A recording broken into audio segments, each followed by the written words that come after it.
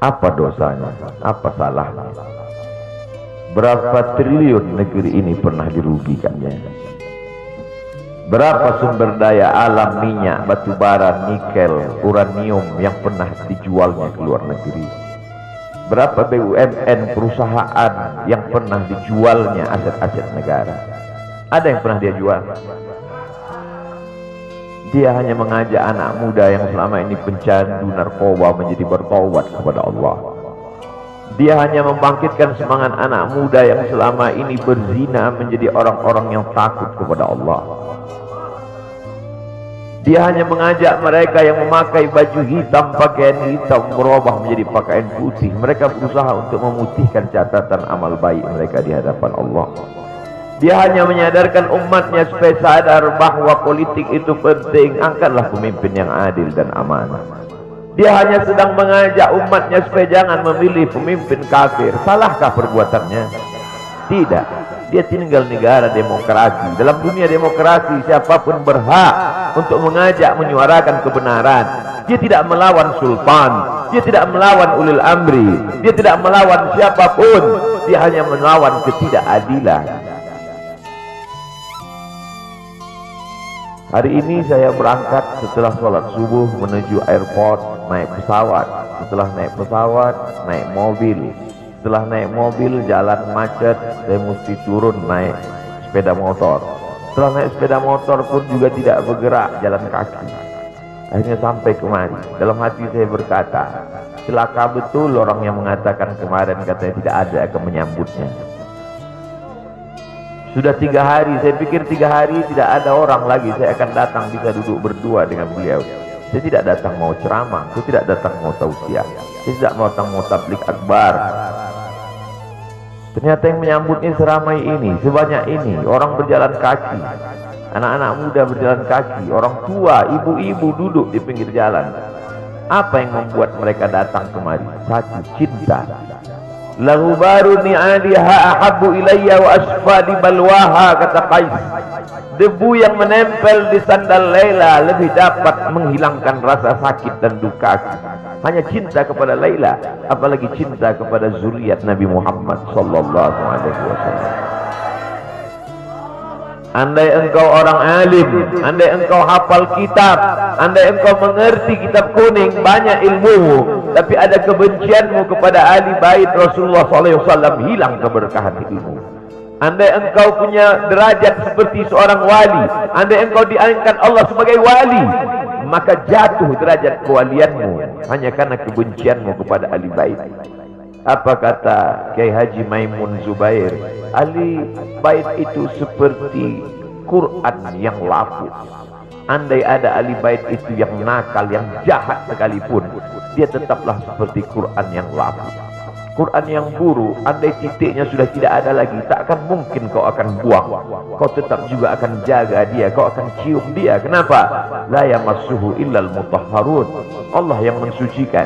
Seorang sahabat Nabi disuruh membuang air bekas daripada bekam Rasulullah SAW. Buanglah ini, kata Rasulullah.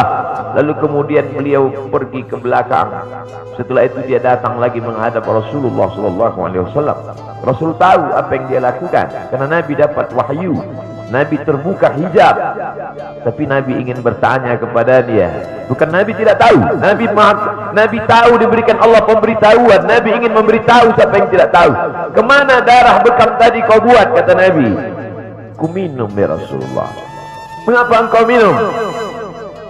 Karena aku tahu bahwa darah yang mengalir dalam diriku membuat aku haram tersentuh api neraka.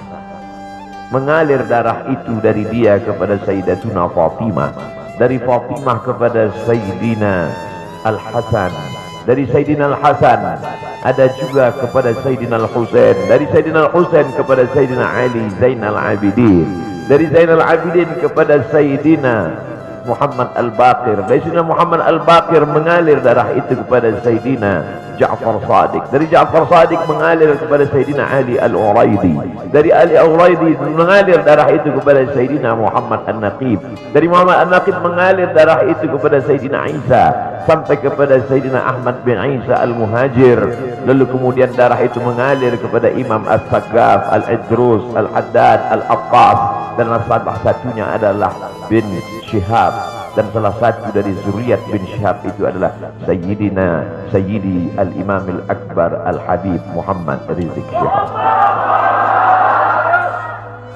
Kalau mau hidup tenang, beliau sudah tenang dengan anak menantunya, dengan cucunya, dengan ilmunya. Beliau meraih gelar LC dari Universitas Imam Muhammad Ibn Saud. Dia cukup dengan majlis-majlis maulidnya, cukup. Mengapa dia bersusah payah? Mengapa dia mesti kena fitnah? Dia hanya mengikut darah Sayyidina Al-Husain. Kalau mengikut Sayyidina Al-Hasan lembut, mengikut Sayyidina Al-Hasan lembut sentuhannya. Maka para ahli bait ini mengikut dua aliran, Sayyidina Al-Hasan dan Sayyidina Al-Husain. Kedua-duanya saya cintai. Habaib yang mengikut Sayyidina Al-Hasan, saya datang, saya cium tangan mereka, saya bersilaturahim, lembut gaya mereka.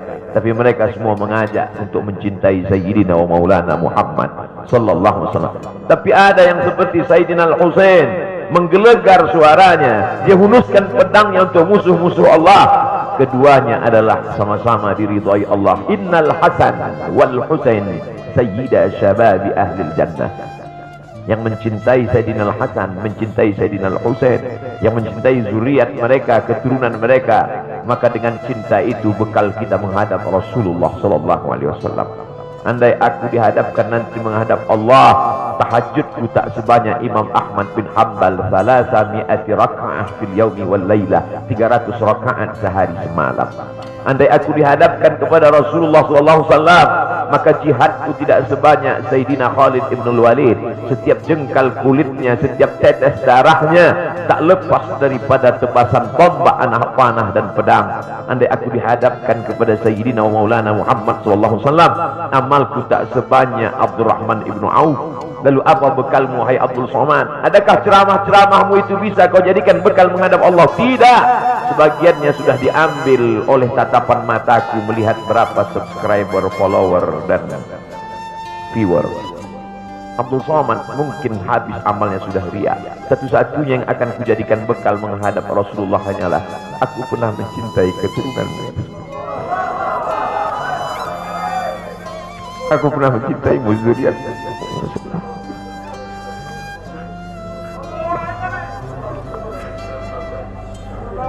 Wahai para pelaku pembuat dosa, wahai para pezina, wahai para peminum khamar yang belum bertaubat, kalau kalian belum sanggup untuk berbuat baik, kalau kalian belum mampu untuk beramal saleh, paling tidak jangan kalian sakiti zuriat Rasulullah. Jangan kalian keluarkan kata-kata, jangan keluarkan kata-kata fitnah. Bagaimana kalian akan menghadap Rasulullah? Bagaimana kalian akan menghadap Rasulullah? Pada saat itu seluruh umat berkumpul menghadap Nabi Adam alaihissalam. Kami tidak sanggup berdiri di padang mahsyar ini, wahai Adam. Menghadaplah kepada Allah. Kata Adam, aku tidak sanggup menghadap Allah, karena dulu Allah berkata, la taqraba hadhihi syajarah, jangan kau dekati pohon kuldi ini, tapi aku malah memakannya, ya Allah. Mereka datang menghadap Nabi Nuh alaihissalam. Kata Nabi Nuh, aku tak sanggup menghadap Allah karena anakku durhaka. Sa'awi ila jalalin ya'simuni minal ma', aku akan naik ke atas bahtera perahu yang bisa menyelamatkan aku dari air. Aku tak sanggup menghadap Allah, kata Nabi Nuh alaihissalam. Mereka menghadap kepada Nabi Musa, aku tak mampu, kata Nabi Musa. Mereka menghadap kepada Nabi Isa, aku pun malu kepada Allah, karena aku mereka jadikan sembahan di atas muka bumi Allah. Mereka hanya mampu menghadap Sayyidina Maulana Muhammad sallallahu alaihi wasallam. Wahai para peminum khamar, wahai para pezina, wahai para pelaku dosa, kalau kalian belum mampu beramal soleh, belum mampu bertobat, paling tidak jangan kalian zina zuriat Rasulullah SAW. Bagaimana kalian akan menghadap Rasulullah? Pada saat itu tak ada syafaat. Man dzalladzi yashfa'u 'indahu illa bi'iznih.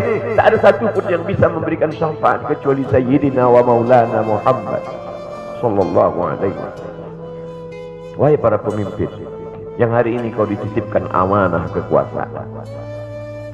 Beberapa hari ini kau lihat apa yang dilakukan orang pada Donald Trump. Kurang hebat apa lagi Trump? Negara adidaya, kekuasaan, kaya raya. Tapi ketika kekuasaan itu diambil oleh Joe Biden, kita pun malu melihat video ejekan-ejekan itu. Kalau hari ini kau punya kekuasaan, saudaraku, sampai masanya kau juga akan mengalami seperti yang dialami oleh Trump. Jabatan itu dicabut Allah Ta'ala. Saya masih melihat video bagaimana Bapak Susilo Bambang Yudhoyono sampai ke Pekanbaru beberapa tahun yang lalu. Di depan balihonya disobek. Beliau jenderal, ganteng, punya partai. Tapi setelah kekuasaan itu tak ada di tangannya, difitnah, dibuli, balihonya disobek. Bagaimana agaknya ketika tiga hal itu tak ada pada diri kita. Tidak jenderal, tidak ganteng, dan tak pula punya partai.